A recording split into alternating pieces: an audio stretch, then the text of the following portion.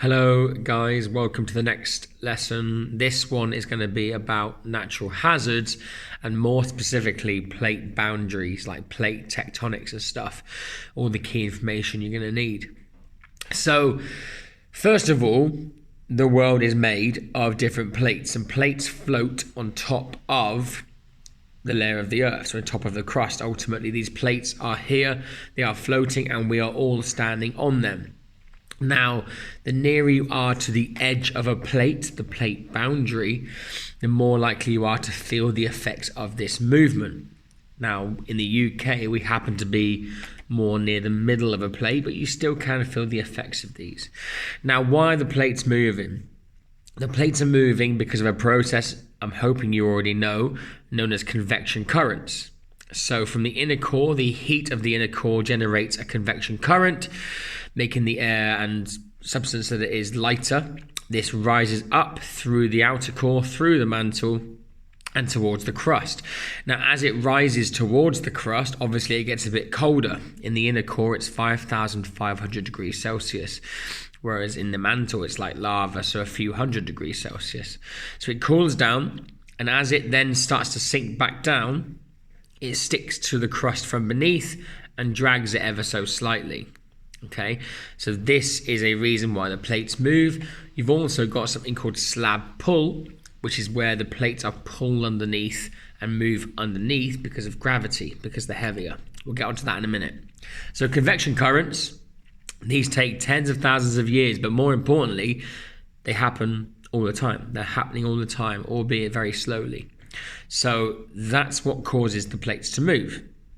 Now, they move in different directions, and what you get as a result depends on how they move. So first of all, if they are to move apart, that is called a constructive plate boundary or a constructive plate margin. They're the same thing. Margin and boundary both mean the edge of a plate. Now, if the plates are moving apart, this is called a constructive plate boundary because lava and magma can rise up. It comes out of the Earth's surface. That's then called lava.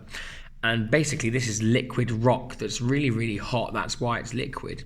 Now, above the Earth's surface, where it's like, 18 degrees average temperature in the planet, it cools down. It will harden and solidify and turn to new rock rather than liquid rock. So it becomes solid. So new land is constructed. New land is made. Okay, so the main thing you get at this plate boundary where they move apart is new land being made. Now, this new land can build up and up and up, and that's ultimately what a volcano is. So you get volcanoes at constructive plate margins. You also get earthquakes because ultimately two massive plates are moving still. There's still a lot of force there. Now, with an earthquake, what happens is the force of the plates creates a lot of pressure, a lot of friction. The build-up is huge. So as this pressure is released, it's released through energy and something called seismic waves. This energy is sent through the seismic waves, and that's when we would feel it on the surface. Now, this is the case for all earthquakes. We'll get onto the other reasons in a moment. But ultimately, you have some key definitions now. The focus is where the earthquake starts, the point where the plates meet. The epicenter is the point directly above the focus on the Earth's surface, which is where we would be, where humans are, where human property is, and that is where the earthquake is the strongest. And obviously you have these seismic waves being sent out from the focus to the epicenter, a bit like the ripple effect if you chucked a big rock in some water. You also have another plate boundary. There's 3 in total that we teach you. The second one is a conservative plate margin or conservative plate boundary. This is where the plates don't move apart, but actually slide past each other, sliding past each other, a bit like that. And much like if you rub your hands this way, if you do that, you can get a bit of friction. It gets pretty warm in my hands right now.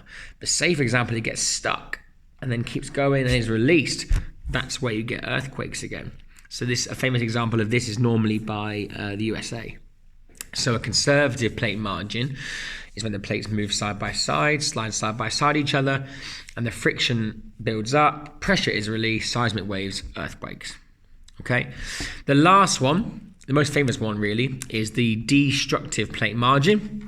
This is where two plates come together and then one subducts underneath. And the reason why, say this hand here, this one meets this one, the reason why this would subduct underneath is because it is heavier. So it is more dense. The rock is heavier. Not all rock weighs the same. So oceanic crust, this one here, is made of basalt. Basalt is heavier than granite. So the basalt meets the granite, slides underneath, gravity forcing it down, and then as it subducts it, again, like the other ones before, friction builds, pressure is released, seismic waves, again you get earthquakes. Now it's called destructive, much like with the constructive where land is made. Destructive is where the land is destroyed, destructed. So the plates come together, it subducts. As it goes down into the mantle, it's going to melt. Solid rock turns to liquid rock, the opposite of what we saw earlier. So this destructive plate boundary causes earthquakes, but because of the weakness in the crust, because this land is destroyed, you can get weaknesses which cause volcanoes and volcanic activity too. This is also where you can also get tsunamis. Okay, so they're the three hazards ultimately of tectonics of all these plates: earthquakes, volcanoes, and tsunamis. Don't forget, tropical storms, nothing to do with this. That's for a separate video. That's to do with the atmosphere. But they are the three different plate margins. One of the ways I remember the different rocks is that my gran lives on the land, the continental crust, and the ocean has salt in it, basalt, granite. Basalt's heavier than granite. So they are the three different plate boundaries. That's why the plates move, convection currents, and that's how they move and the processes you get with each. Just to make a note, over time the plates are drifting apart, the continents float on the plates.